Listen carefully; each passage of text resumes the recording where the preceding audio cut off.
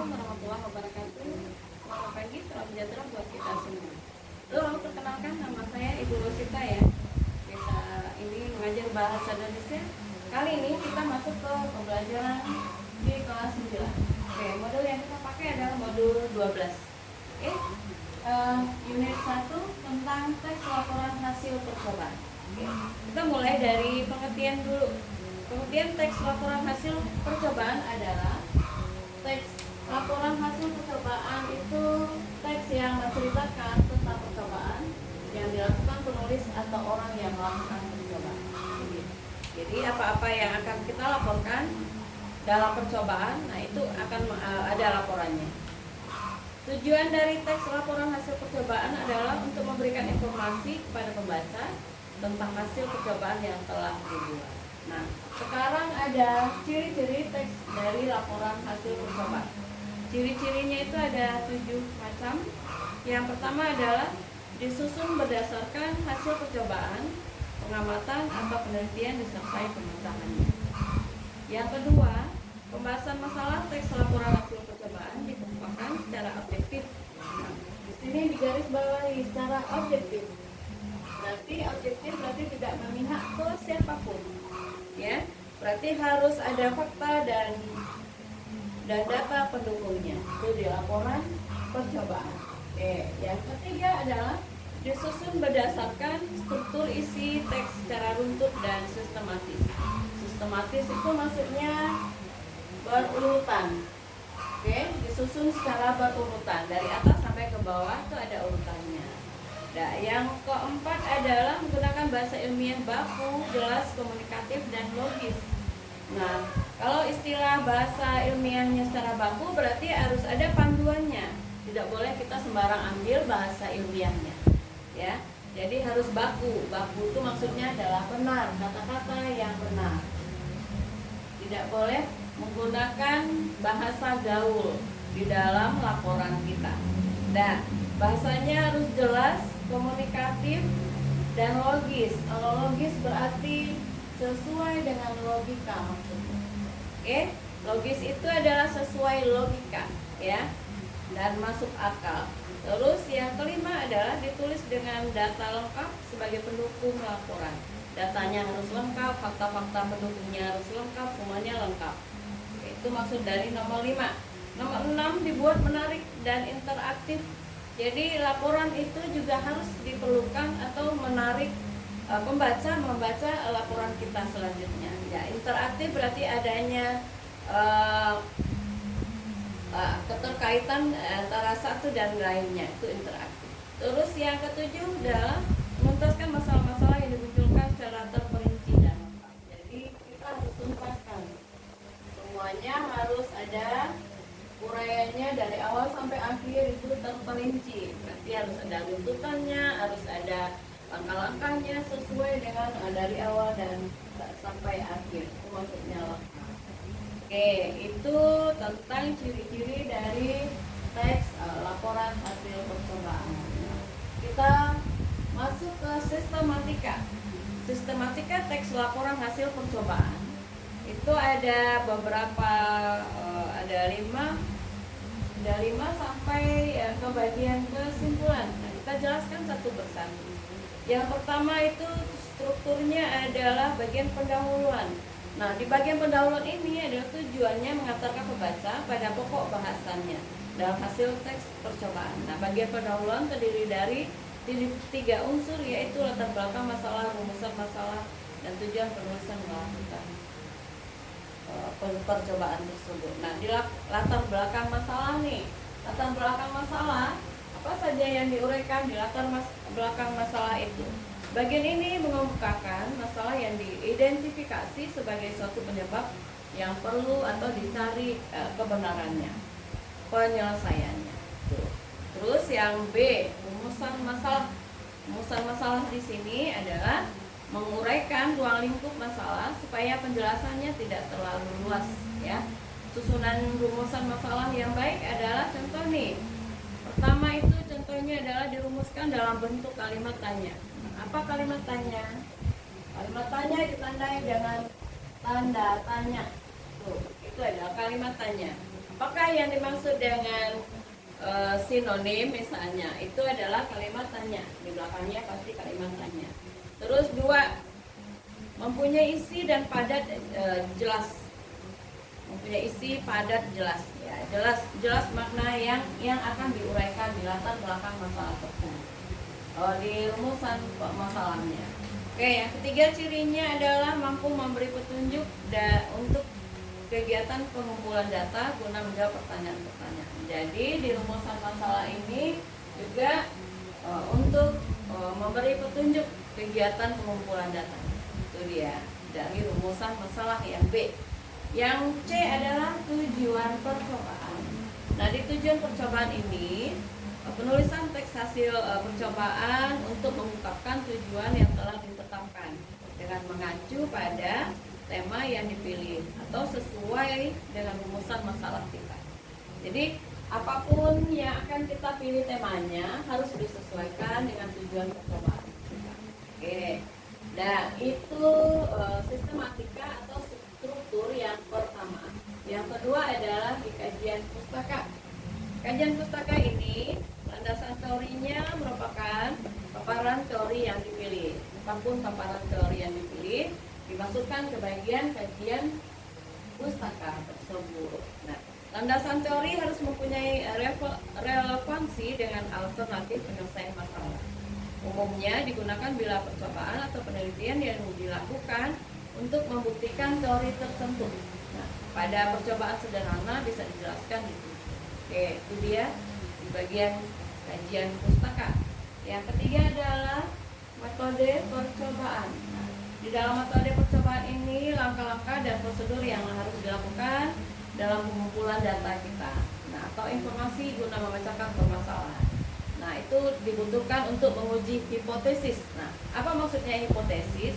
Hipotesis itu adalah dugaan atau pernyataan sementara yang diungkapkan dan menjadi jawaban pada sebuah permasalahan. Nah, pernyataan tersebut nih harus kita cari di bagian keperpustakaan nanti ya. Nah, itu dia data-data harus kita cari bahannya. Yang keempat adalah paparan data atau hasil percobaan. Maksudnya adalah hasil yang ditemukan dan terjadi dalam percobaan. Hasilnya nanti bagaimana itu nanti ada. Data yang telah diperoleh disusun sebagai laporan percobaan secara ringkas dan sistematis. Apabila data berupa data kuantitatif ya yang belum jelas, itu nanti diidentifikasi lagi. Nah, yang berupa angka, penyajian laporan hasil percobaannya berbentuk tabel, diagram, dan grafik. Ini bisa berbentuk tabel, diagram, atau grafik bisa jadi. Ini dia data pendukungnya itu ada tabel, diagram, atau grafik. Jadi yang kelima atau yang terakhir di bagian struktur atau sistematika, kesimpulan. Nah, apa di kesimpulan? Nah, di kesimpulan ini merupakan intisari dari hasil percobaan. Intisari berarti apapun yang kita lakukan dari awal itu disimpulkan. Oke, itu disimpulkan ya. Simpulkan data-datanya. Kesimpulan yang dibuat harus menjawab rumusan masalah yang diajukan. Nah, kesimpulan yang dibuat ini harus merujuk di sini. Rumusan masalah apa yang kita ajukan dari awal. Itu dia. Itu yang dijelaskan tentang sistematika dari teks laporan hasil percobaan. Sini ada contoh hasil teks percobaan di halaman 6 tentang mengetahui kadar vitamin C pada makanan dan minuman. Nah, pertama di sini ada tujuan. Tujuan dilakukannya percobaan tersebut adalah mengetahui kadar kandungan vitamin C yang terdapat dalam sampel makanan dan minuman yang diuji. Nah, di sini digambar, dideskripsikan ya. Ada gambar minuman apel, buah dari buah vita. Terus ada buah apelnya, ada vitaminnya, ada ini ada gambar jeruk. Nah, terus itu. Terus yang kedua ada landasan teorinya. Landasan teori di sini Vitamin adalah suatu zat organik yang diperlukan tubuh sebagai pengaturan proses psikologis fisiologis tubuh. Tuh. Alat dan bahannya adalah, percobaan ini menggunakan bahan berupa jeruk nipis, jambu merah, tomat, air, amilum iodida, itu namanya betadin ya, betadin. Istilah lainnya amilum iodida. Yang lainnya adalah vitamin C tablet. Vitamin C bisa vitamin atau vitamin apa saja itu boleh.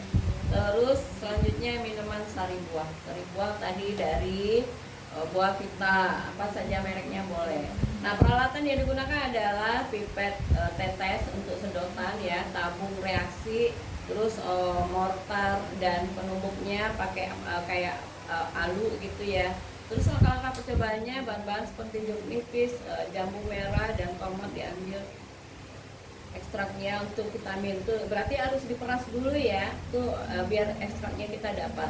Terus yang kedua, tiap tabung reaksi diisi dengan amilum itu.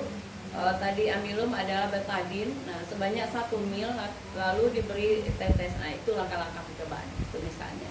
Nah, yang terakhir adalah atau hasil. Ya, di hasil sini kesimpulan hasil.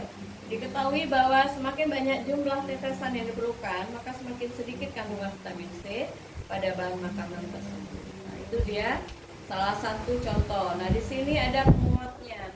Ada tabel hasil pengamatan. Nah, larutan vitamin C-nya berapa tetes, kadarnya berapa, itu nanti ada. Di halaman berapa ini? Di halaman 8. Ada yang ini pegang buku paketnya, silakan di halaman 8 ya.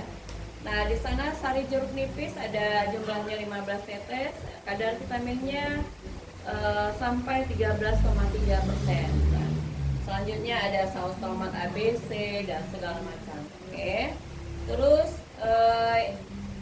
di sini dijelaskan berikut adalah urusan bahan makanan yang paling tinggi kandungannya vitamin C sampai terendah. Nah, di sini ada ekstrak jambu yang tertinggi. Vitamin C tablet, sari buah tomat, sari jeruk nipis, minuman sari buah, nah saus tomat itu yang level tertinggi sampai level terendah. Kesimpulan yang dapat kita ambil di sini adalah berdasarkan percobaan tersebut, beberapa bahan makanan yang dicurigai mengandung vitamin C. Ketahui bahwa kandungan vitamin C dari buah jambu biji merah paling tinggi ya.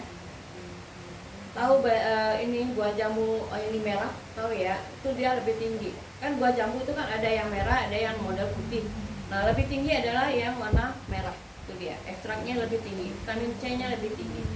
Nah, yang selanjutnya itu selain jambu merah itu ada kadar vitamin C dalam minuman sari buah yang dinyatakan mengandung 100%.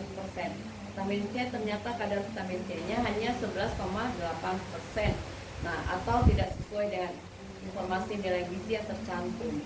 Nah, perlu diketahui bahwa lebih banyak mengonsumsi bahan makanan alami yang mengandung vitamin C seperti jeruk nipis, tomat, dan jambu biji merah lebih baik dikonsumsi daripada bahan makanan yang telah tercampur atau buatan yang tadi seperti dari buah vita itu. Tapi lebih bagus kita peras sendiri, jeruknya kita peras sendiri, terus jambu bijinya kita blender sendiri, itu lebih baik kadarnya. Oke, itu adalah salah satu contoh laporan dari laporan teks percobaan. Oke. Nah, yang C adalah bentuk di sini menyimpulkan. Kalau menyimpulkan berarti kan menyimpulkan dari awal sampai akhir apapun itu kegiatan kita. Mulai dari membuat pendahuluan, latar belakangnya, sampai terakhir bagian paparan atau data hasil percobaan. Nah, kesimpulan ini adalah sesuatu yang telah kita simpulkan ya, atau hasil menyimpulkan. Nah, simpulan juga berarti untuk kesudahan pendapat atau pendapat terakhir yang berdasarkan uraian sebelumnya. Dapat pula dikatakan bahwa menyimpulkan merupakan pendapat akhir dari suatu uraian berupa informasi. Dalam simpulan itu berisi data, fakta, pendapat atau alasan pendukung. Nah, tentang objek yang kita teliti. Tuh. Oke, itu dia bagian menyimpulkan informasi. Terus di sini masih ada contoh teks laporan hasil percobaan. Ada yang membuat sabun dari lidah buaya. Itu ada di halaman 10, ya. Bahan-bahannya apa saja? Lidah buaya pasti ada pewangi, ada pisau, sendok sayur, air, ada saringan, ada panci. Itu yang dibutuhkan. Langkah-langkahnya adalah cuci terlebih dahulu lidah buaya sampai benar-benar bersih. Terus potong lidah buayanya dengan potongan kecil-kecil, lalu peras buah lidah buaya yang sudah dipotong tersebut hingga seratnya keluar. Nah, tambahkan sedikit air dan pewangi secukupnya. Aduklah sampai semua bahan bercampur rata. Nah, setelah campuran tersebut mengembang, tambahkan lagi sabun cair. Nah, sabun ini sudah bisa untuk digunakan jika ingin sabunnya berbentuk lebih cair. Nah, jika kamu ingin membuat sabun batangan, maka simpanlah dalam lemari pendingin. Jadi bisa ditaruh di freezer. Kalau ditaruh di freezer atau disimpan di freezer, akan menjadi sabun batangan dia. Tadi kan sabun cair. Nah, kalau ingin menjadi sabun batangan, taruh di freezer. Kemudian setelah membuka, keluarkan sabun tersebut dari dalam lemari pendingin. Sabun lidah buaya siap untuk digunakan. Nah, hasilnya sabun mandi yang terbuat dari lidah buaya tersebut telah berhasil dibuat. Selain itu juga terbukti sangat bermanfaat bagi tubuh kita untuk mandi atau apapun bersih-bersih apa. Nah, kesimpulannya adalah sabun lidah buaya sangat ramah lingkungan dan sangat mudah untuk dibuat, ya. Bahannya cuma gampang tadi ya, lidah buaya, extra pewangi. Selain itu juga terbukti bermanfaat bagi tubuh karena membuat kulit menjadi lebih segar. Itu adalah contoh dari salah satu pembuatan. Masih banyak contoh-contoh yang lainnya. Di sini ada juga contoh membuat tinta tidak terlihat. Nah, itu kayak mana prosesnya. Nanti boleh anak-anak ibu semua boleh lihat sendiri di modul yang kalian punya. Itu ada contohnya di halaman 12. Nah, untuk penugasan kita kali ini, kita ambil bagian pilihan ganda saja. Yang uraian tidak usah. Jadi tugasnya dari halaman 14, 15, dan 16. Ada 10 soal.